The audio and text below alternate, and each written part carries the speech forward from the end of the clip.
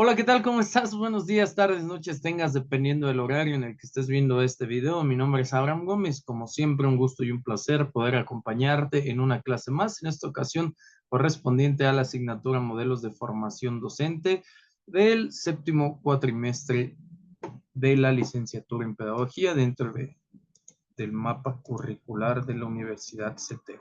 Te voy compartiendo pantalla. Quisiera al mismo tiempo darte la bienvenida a este nuevo curso, un curso donde vamos a tener muchísimo aprendizaje, en donde vamos a desarrollar muchísimas habilidades, independientemente de las que ya tengas. Eh, es un curso en el que va a estar a prueba el conocimiento.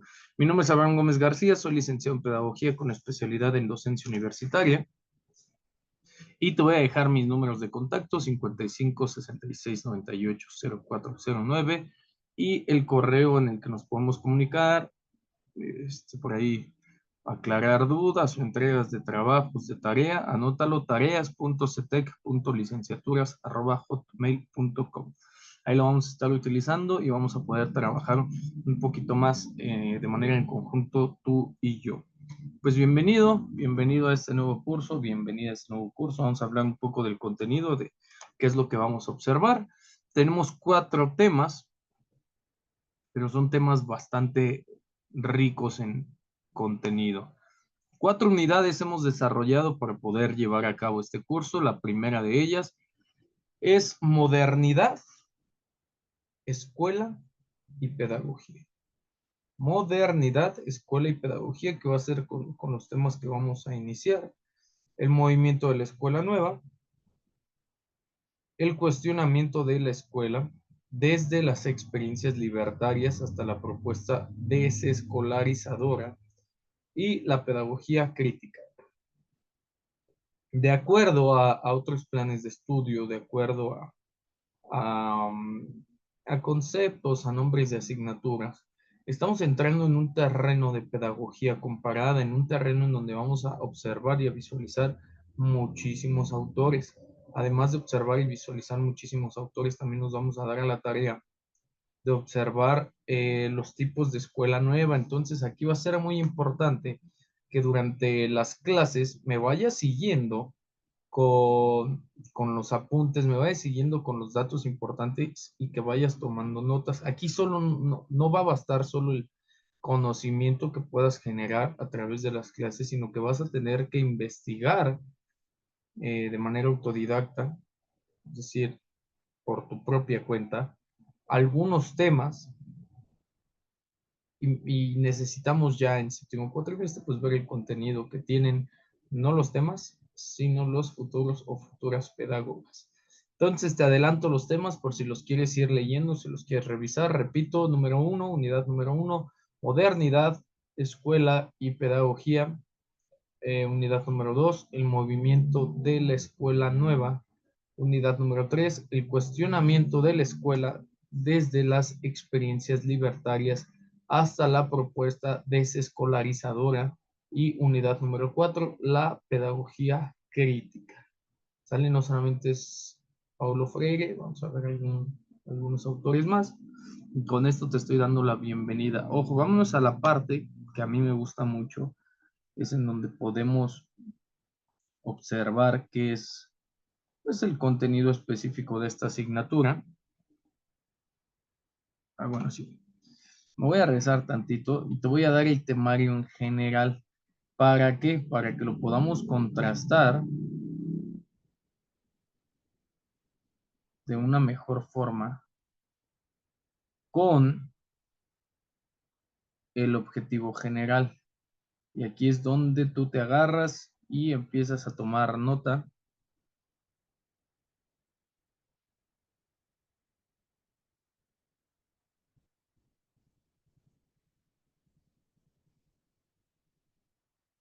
Ok, anotamos.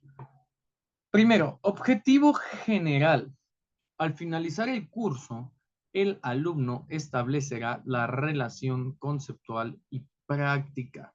Ojo, al finalizar el curso, el alumno establecerá la relación conceptual y práctica entre el proceso de modernidad la escuela y la pedagogía con la finalidad de evaluar los distintos modelos de formación docente mismos que nacen a partir del movimiento de la escuela nueva desde las experiencias libertarias, la propuesta de desescolarización y la pedagogía crítica. Es lo que te decía, en otros lados la conocemos como pedagogía comparada. Está bien, no pasa nada. Checa, unidad 1, modernidad, escuela y pedagogía.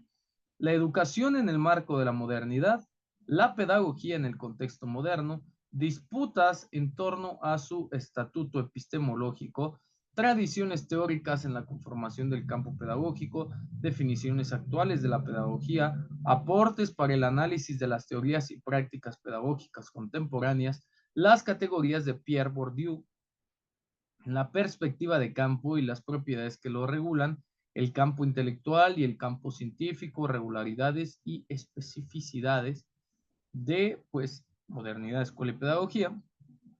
2, el movimiento de la escuela nueva. Aquí va a ser interesante porque gracias a este movimiento es que tenemos las nociones o la concepción de la pedagogía en la actualidad. La escuela pública, gratuita y obligatoria, no estamos hablando del artículo 3º constitucional de manera específica, estamos hablando de otro tipo de situaciones que dieron, sí, que dieron, bueno, vamos a hablar de otro tipo de situaciones que dieron o que dan origen a los sistemas o modelos educativos que conocemos actualmente. La crítica a la educación tradicional. Y aquí, híjole, es que aquí es donde mandas a hacer tu playera de Rousseau, te la pones todos los días, porque vamos a hablar bastante de él, ¿no? Las ideas precursoras de Rousseau, el movimiento de renovación pedagógica, transformaciones sociales, económicas y políticas que constituyeron su base, características generales de las escuelas nuevas, Dewey, el valor de la experiencia y de la organización del currículum escolar, el problema del método y las experiencias norteamericanas de educación progresiva, las técnicas Freinet y el movimiento de educación cooperativa, y ahí es donde vas a tener tú mayores herramientas y mayores recursos para tu práctica docente en muchísimas formas. Aquí esta clase es donde vamos a llevar a cabo, tiempo nos va a hacer falta para poder llevar a cabo esta parte de desarrollo docente. Unidad 3, el cuestionamiento de la escuela desde las experiencias libertarias hasta la propuesta desescolarizada. Y aquí ya viene un poquito de terreno duro, de terreno que debemos de estudiar desde la pedagogía. La escuela de la Isnaya Poliana de León Tolstoy, lo vamos a ver. La Escuela Moderna de Barcelona de Francisco Ferrer Guardia, la Escuela de Summerhill de Alexander Neil, la pedagogía institucional en Francia, de la escolarización a la desescolarización, que estamos hablando de Alexander Neil, formulación de una alternativa desescolarizada, principales aportes del pensamiento de Iván Illich, y la pedagogía crítica, principales conceptos y surgimientos de la pedagogía crítica, los círculos de cultura de Paulo Freire, la esfera pública democrática, él y la docente y su formación integral, hacia dónde orientar las clases, y por ahí podemos ver un poquito de Henry Giroux, y de algunos italianos que le han dado parte o vida a esta parte de la pedagogía crítica. Con eso abrimos el objetivo general, entonces imagínate todo lo que tenemos que estudiar. El objetivo general es un objetivo de séptimo cuatrimestre, ya no vamos en primero, segundo, que son semestres de estudio, si fuera Vox. Vamos en séptimo y necesitamos que establezcan cada uno de ustedes la relación conceptual y práctica entre el proceso de modernidad, escuela y pedagogía. ¿Ok?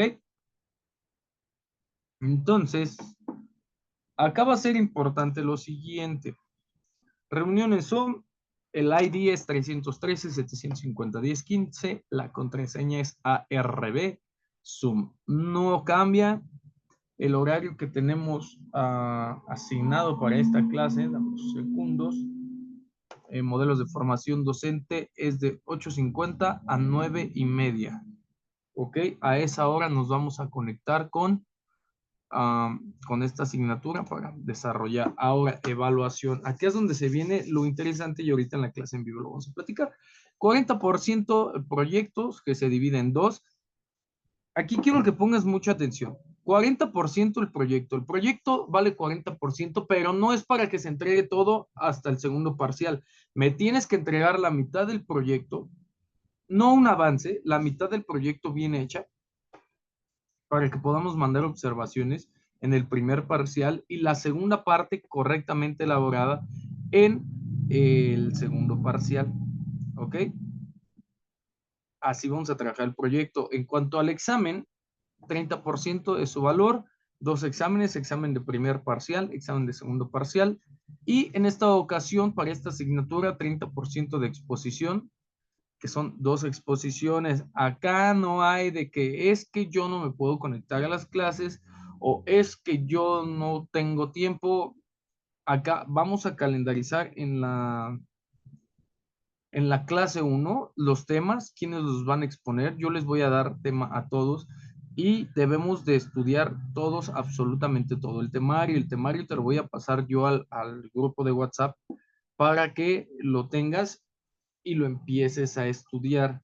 ¿Sale? Acá ya no es de que el profe me dice, yo hago, entrego tareitas y ya aprendí. No, acá ya estamos buscando futuros profesionales, profesionistas de la pedagogía. Entonces necesitamos que salgan un poco más allá. Ahora, en relación al proyecto, en semestres anteriores puede que la parte escrita no sea evaluada de una forma tan minuciosa, vamos a llamarle, pero para esta ocasión necesitamos la opinión y el aporte pedagógico, obviamente, de un pedagogo, no de un alumno, no de un estudiante, no de alguien que asiste a clases, necesitamos la opinión de un pedagogo y muchas veces, no debería decirlo sin afán de ofender, y tampoco deberían de ofenderse, pero muchas veces la manera en la que participo, mi lenguaje técnico, el lenguaje que me hace a mí ser un pedagogo, el lenguaje que me diferencia de un psicólogo, de un sociólogo, de un filósofo, de un arquitecto, de un licenciado en derecho, no es el mismo que utilizo de manera oral que el que utilizo de manera escrita. Entonces, para este cuatrimestre hay de dos. O modificamos el lenguaje escrito, la expresión escrita, y hablamos de la misma manera, o modificamos el discurso o el lenguaje oral y escribimos de la misma manera. Porque es un poco contradictorio que en algunos casos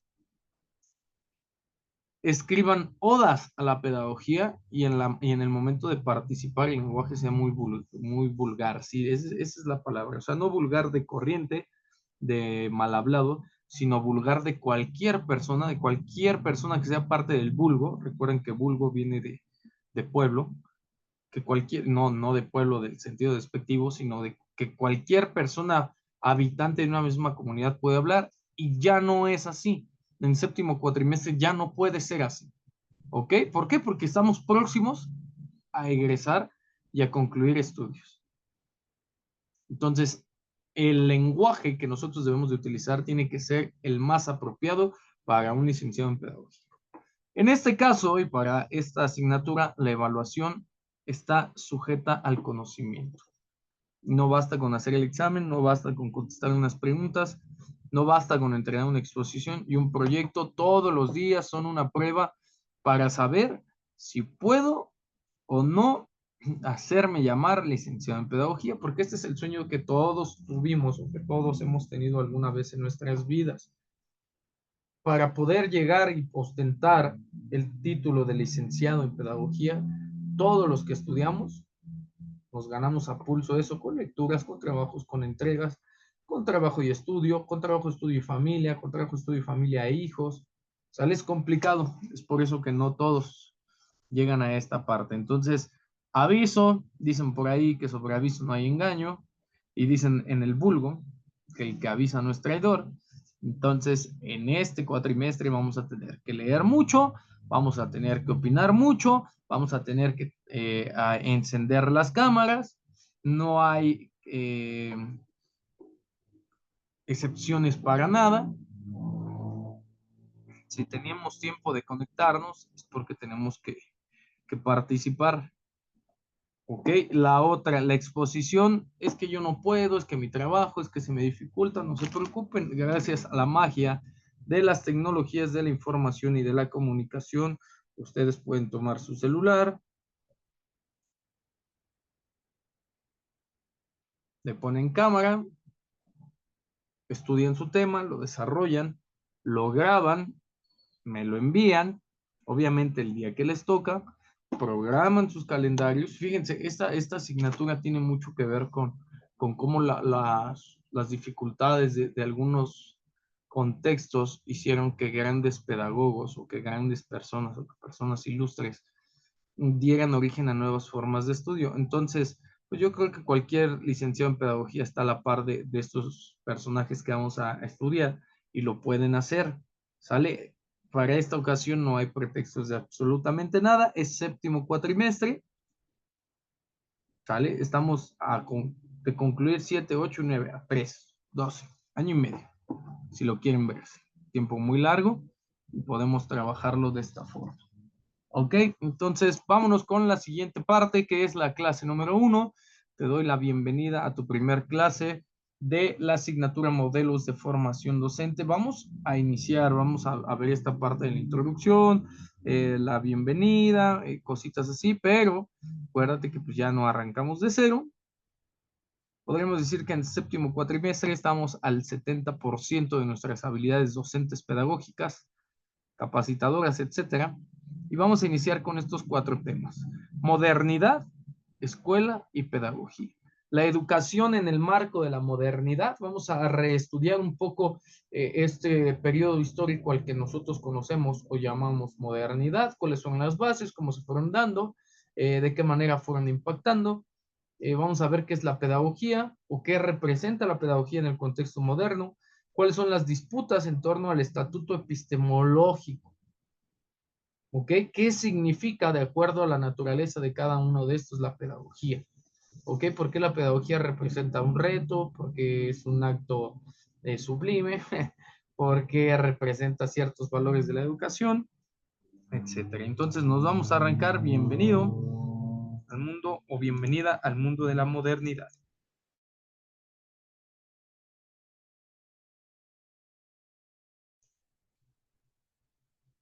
Ojo y atención con las palabras que voy o que vamos a utilizar, porque es necesario que empecemos a desarrollar algunos conceptos. Nos vamos a ir primero con el de modernidad. Y atención, porque a veces, híjole, en la parte, pues te digo que hay que diferenciarnos mucho del resto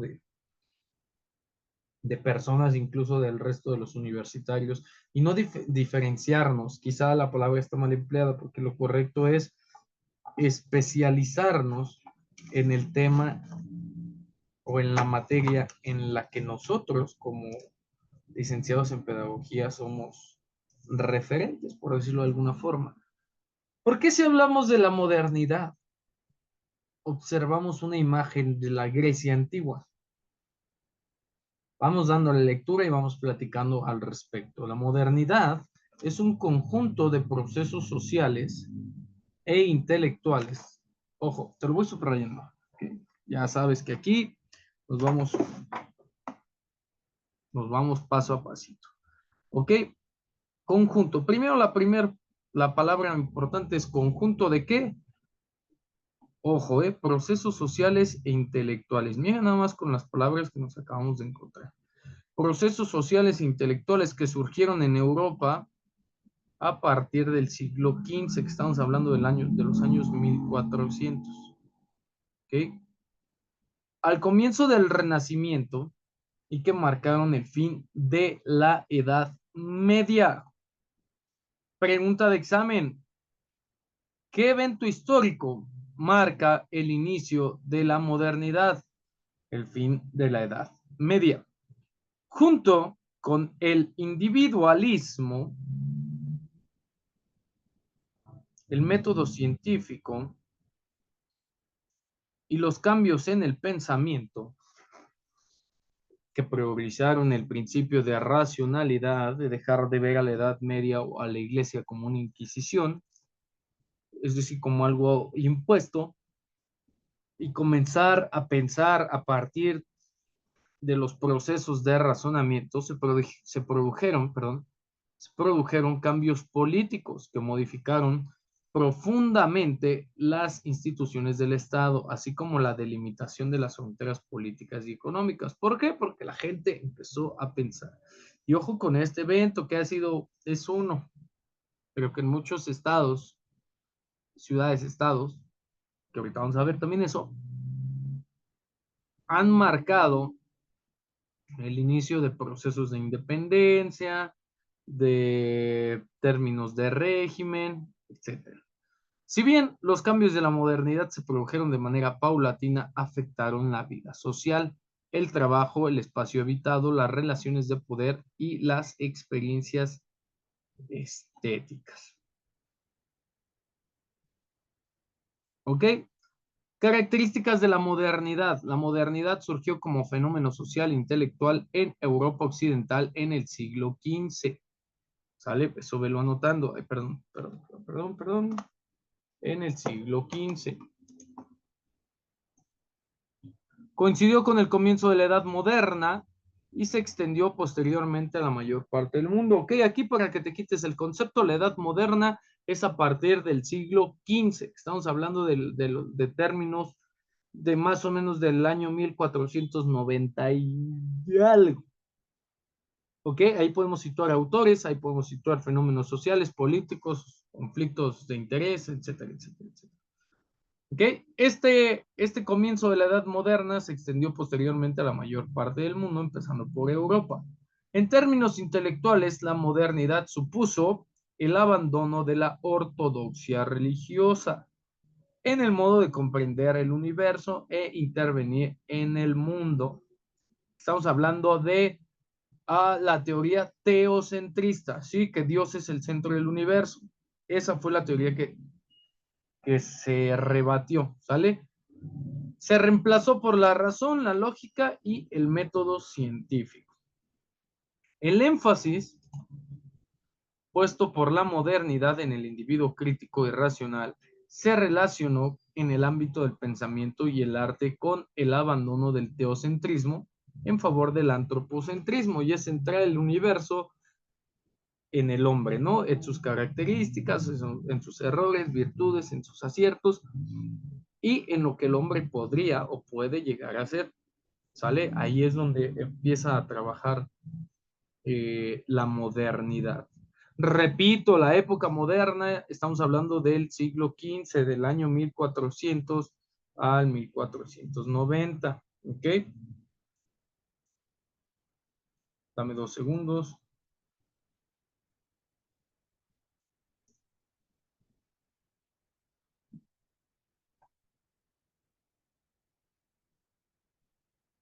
Ok, ahora tenemos en la parte de abajo.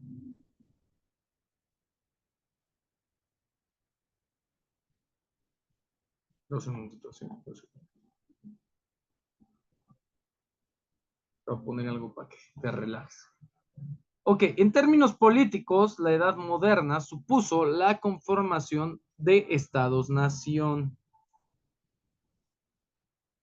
Ok, recuerda que este movimiento es europeo, eso que estamos estudiando es cultura europea, cultura grecorromana, grecolatina, si quieres verlo de esta forma. En términos políticos, repito, la modernidad supuso la conformación de estados-nación. Hasta entonces, los griegos nos habían dotado de un sistema que se llamaba ciudades-estado. ¿Ok? ¿Qué es lo que conocemos como polis griegas? Que son pequeños pequeños, grandes, así lo vamos a definir, pequeños, grandes asentamientos de personas que tenían un sistema económico, un sistema político, un sistema financiero, sistema educativo, sistema de valores, ¿okay? Sistema penal, etcétera. Esto era lo que teníamos antes de los estados-nación en la época moderna. Antes de esto teníamos ciudades-estados, que conocíamos como las polis, que eran pequeños territorios, no eran grandes extensiones de dominio, como si lo son los estados-nación. Estos estados, estado que quiere decir regulado por las leyes, un estado es regulado por las leyes y las leyes regulan a todos los ciudadanos o habitantes que están dentro del territorio que conforma ese estado. Recuerden que estado tiene varias acepciones. Una, leyes, normas, pautas de conducta, y la otra, una extensión territorial que abarca cierta cantidad de habitantes. El despliegue de ideologías políticas que fomentaron la división de poderes como el liberalismo. ¿Ok?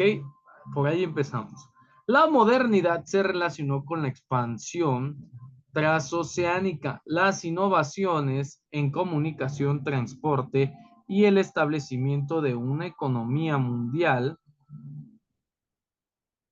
basada en el comercio y la dominación colonial. Ojo con lo que estoy platicando, repito, la modernidad, perdón, se relacionó con la expansión transoceánica, ¿sale? Las rutas marítimas, las innovaciones en comunicación y transporte.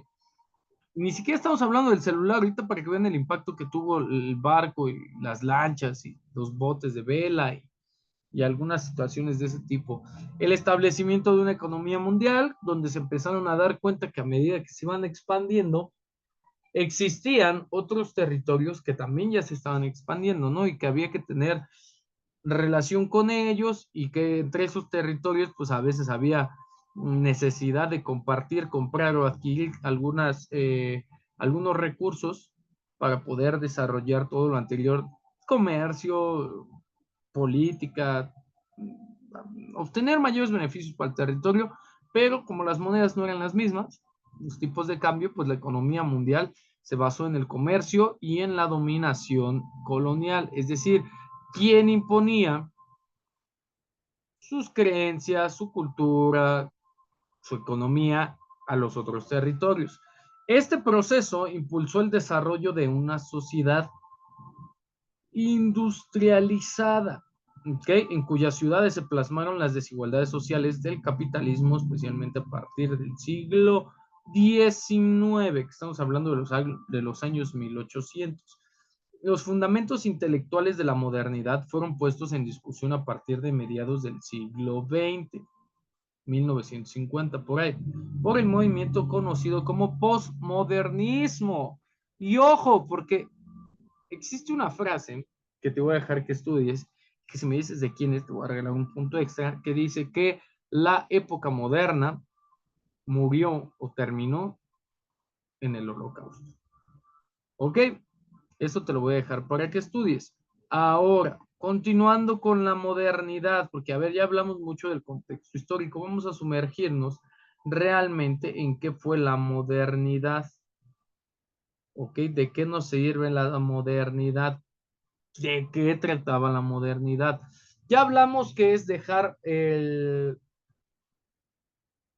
lado el teocentrismo, que es la creencia que Dios es un ser absoluto y que todo debe de girar en torno a lo que Él pide, manda y ordena. Y la otra, el antropocentrismo, ¿no? Que es centrar al hombre o tener al hombre o posicionar al hombre como el centro del universo y a partir de sus características humanas naturales, poder utilizar todo lo que el hombre ofrece para el desarrollo, ojo por lo que estoy diciendo, para el desarrollo del mundo en ese momento. La modernidad, como ya vimos, es un conjunto de procesos sociales e intelectuales que surgieron en Europa por allá del siglo XV. ¿Ok? Entonces, ¿qué nos pedía la modernidad en ese momento? ¿Cuáles eran las características? Además de las que ya platicamos, el pensamiento o el contexto histórico de la modernidad es que estamos hablando que es un periodo, también anótalo, es un periodo que inicia en la historia, así literalmente en la historia, que la mayoría, o si no es que casi todos, sitúan como un evento importante la caída de Constantinopla a manos del Imperio Otomano en el año de 1453. Otros dicen que es la llegada de Cristóbal Colón a América en el año de 1492. Anota, caída del imperio, caída de Constantinopla a manos del Imperio Otomano en el año de 1453. Estas son datos importantes que tú como pedagogo debes manejarlas. Y descubrimiento de América o la llegada de Cristóbal Colón, mejor dicho, al continente americano en el año de 1492. Aunque pues ya hay huella, ya hay datos de que algunos otros tripulantes ya habían llegado a América. Recordemos que Cristóbal Colón quería llegar a las Indias. ¿Okay? Pero anote esos dos datos. De todas maneras, cualquiera de los dos eventos que marcan el inicio de la Edad Moderna tienen como antecedente inmediato el término de la Edad Media, ¿no? ¿Qué características tenía la época moderna? El pensamiento moderno estaba basado en la razón, literalmente la forma de pensar era la razón y la lógica. La razón como opuesta a la religión es uno de los ejes del pensamiento moderno. ¿Ok? Es elocuente, se expresa en ideas de la ilustración, estamos hablando del siglo de las luces, el siglo XVII y el siglo XVIII, y a partir de esta forma de pensar a través de la razón, la religión dejó de ser el único discurso o dejó de ser la única voz autorizada para explicar el mundo. ¿Sí? ¿Por qué existen los árboles? Ah, porque Dios los creó. ¿Por qué existen los pobres? Ah, porque Dios los creó. Esa era la forma en que se veía durante la Edad Media. Después, la ciencia, Galileo Galilei y algunos otros autores que dan origen a estas nuevas formas de pensar, las tortugas ninja, que nosotros conocemos como Rafaelo, Michelangelo Buonarroti, el non plus ultra de esta época, que conocemos como Leonardo da Vinci, y algunos otros autores, y Leonardo, Ángel, Rafael, hay Donatello, estos autores del siglo de las luces, pues se dan a la tarea de posicionar sus ideas a través de la fundamentación científica, ¿no? De explicar que existen causas, fenómenos naturales por los cuales los seres humanos hacemos o desarrollamos o entendemos las cosas de tal manera, como un método para entender fenómenos naturales, sociales, políticos, económicos, etc. Este mito que nosotros teníamos con los dioses fue reemplazado por la lógica. Repercutió en gran manera la filosofía, la ciencia, la política y la economía para poder entender las situaciones del mundo humano desde la perspectiva humana. Este progreso perduró hasta el siglo XX y eh, ayudaba o encaminaba a las personas a hacer lo menos subjetivo posible, a utilizar la razón y que la razón se volviera un pensamiento moderno. Por eso se llama moderno, porque es algo diferente a lo ya clásico, a lo convencional, a lo que todo mundo hacía. ¿Qué es lo moderno o qué es lo de moda? Por decirlo en términos más vulgares. ¿Qué es lo de moda ahorita? Ah, no, pues que los corridos tumbados. ¿Qué es lo de moda en la época moderna? Utilizar la razón. Ojalá pudiéramos utilizar la razón en estos tiempos, que se ponga de moda utilizar la razón. Ahí se los dejo. ¿Ok? ¿Qué hizo la época moderna? Pues una ruptura con la tradición, con lo ya impuesto. Se caracterizó en sus inicios por el deseo de romper con lo ya establecido, encarnado en la tradición. De aquí que para el siglo XX, que estamos hablando de 1901 a 1999, las generaciones quieran romper con lo que hicieron las generaciones de sus padres y de sus abuelos. En el arte y en el pensamiento se buscaron los antecedentes no en el próximo, no en el pasado próximo, que hablamos de la Edad Media, sino en el pasado remoto, que era la Edad Antigua. A esta recuperación de aspectos de la cultura clásica greco-romana, es decir, de Grecia y de Roma, se le suele llamar renacimiento. Su dimensión más evidente se experimentó en el arte, en las técnicas, en la concepción de la sociedad y de lo humano a partir de la expresión no solamente oral, sino en las bellas artes, música, baile, escultura, pintura, etc. El método científico es de las expresiones más elocuentes de esta tendencia que rompe y que prioriza el empleo de la observación, la lógica, la experimentación por el peso de la autoridad, por encima del peso de la autoridad y la tradición. ¿Sale? Uno de los eventos importantes, anótalo, de la época posmoderna, es el surgimiento de la reforma protestante llevada en el estandarte de Martín Lutero, ¿no? Un movimiento religioso cristiano iniciado en Alemania en el siglo XVI por un teólogo, un estudioso de las leyes de Dios, llamado Martín Lutero, y que decía que la Iglesia Católica pues ya no debería de ser lo que era en ese momento y que había otras formas de manejar a los feligreses, así literalmente. Llovieron críticas de diversos sacerdotes, de diversas formas de pensar, porque el movimiento científico ilustracionista estaba dando ya resultados. ¿Sale? Se oponían mucho a la oposición, o se oponían, perdón, se oponían mucho a la posición del Papa, que manifestaba o que era visto como el representante de Dios en la tierra en esos momentos. De hecho, en el año 2024 en algunas iglesias he llegado a escuchar todavía que el Papa y los obispos son los representantes de Dios en la tierra. Así nomás se las dejo, es cuestión de ideologías y perspectivas.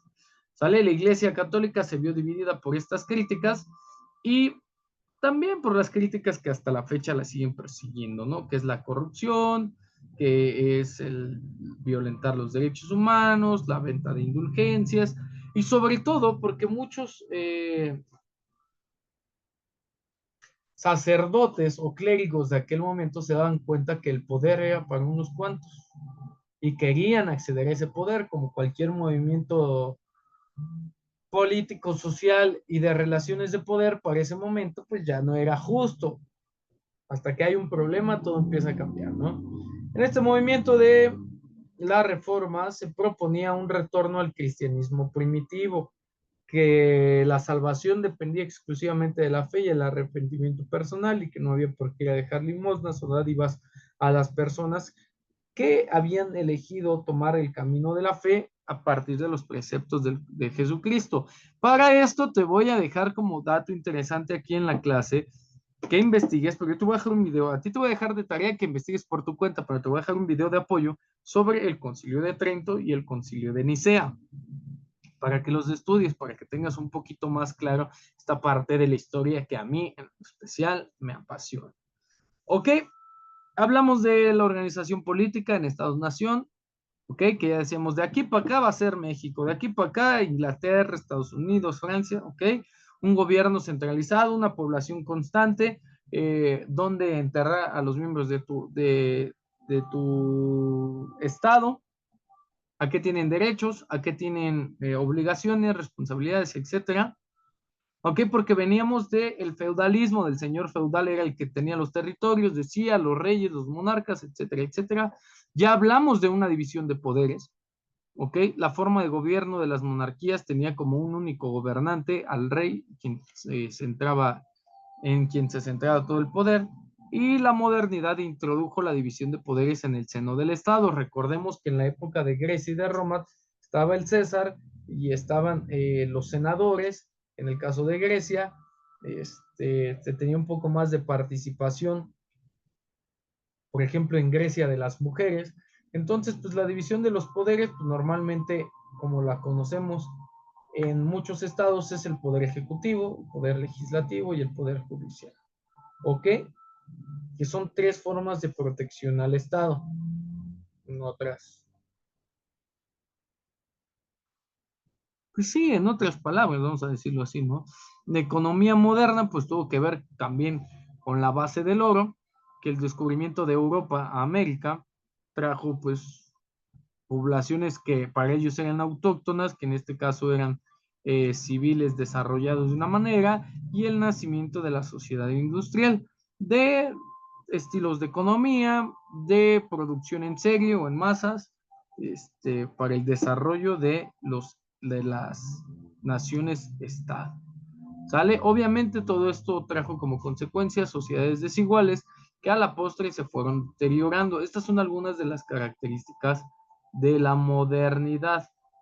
¿Ok? Es un periodo de cambio profundo que afectó a todos los aspectos de la vida humana, que además de ser un cambio profundo, fue un cambio constante. Las características es que incluye la racionalidad, la secularización, el individualismo, industrialización, urbanización, globalización, tecnología, cambio social, político, consumismo y la importancia de la educación. ¿Ok? Eso es lo que vamos a entender. Ahora, como rasgo importante, surge la escuela o se ve a la escuela como una edificación que siempre ha existido, desde los inicios de la historia, la escuela siempre ha existido. La diferencia es que el objetivo es diferente. En términos muy generales, la escuela es una edificación destinada a la enseñanza en los diferentes niveles de la educación. Ojo, porque aquí estamos hablando de niveles de la educación.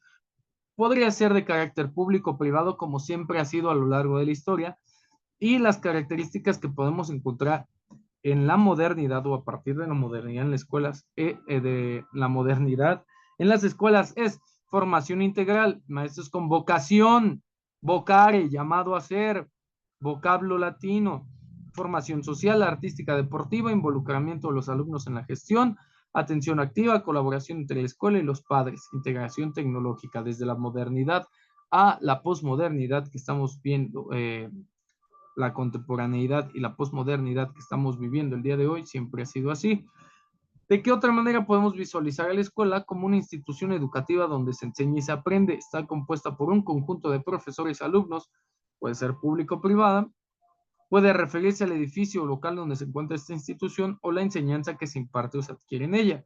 También a una manera de ver la vida. Por ejemplo, la noción moderna de escuela como un centro en el cual asisten niños, jóvenes o adultos para formarse, aprender, es reciente. Estamos hablando reciente del año 1400 y algo.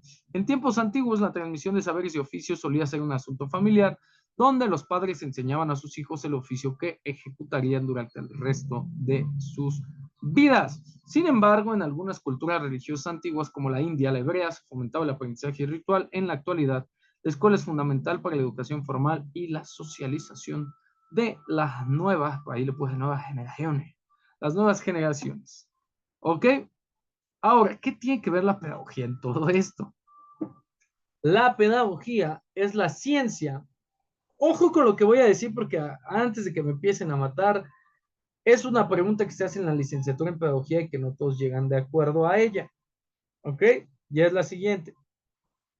¿Qué es pedagogía? Y cada pedagogo te va a decir de acuerdo al contexto, bagaje cultural, etcétera, etcétera, etcétera, qué es pedagogía. Elegí esta definición para que podamos partir de ahí.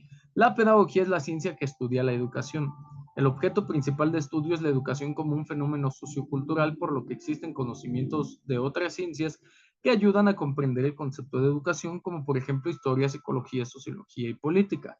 La pedagogía tiene la función de orientar las acciones educativas en base a ciertas prácticas, técnicas, principios y métodos. A lo largo de la historia, muchos han sido los pedagogos que se encargaron de plantear sus propias teorías sobre la pedagogía. Ojo con lo que estoy diciendo porque es el tema de nuestra asignatura. La pedagogía está asociada a otra ciencia denominada andragogía, encargada de formar a las personas como humanos permanentes, teniendo en cuenta sus vivencias y experiencias sociales y culturales. A los normalistas les enseñan las ciencias agógicas, que ya vamos a ver después, o que vamos a ver a lo largo de este curso. ¿Sí? Dentro de esas ciencias agógicas encontramos la pedagogía. Y ahora, definiciones de pedagogía de acuerdo a algunos autores. Nos vamos a quedar aquí para que tengamos algo que platicar en la clase en vivo. Mi nombre es Abraham Gómez. Nos vemos en un momento más en la clase en vivo. Espero que hayas disfrutado esta clase tanto como yo.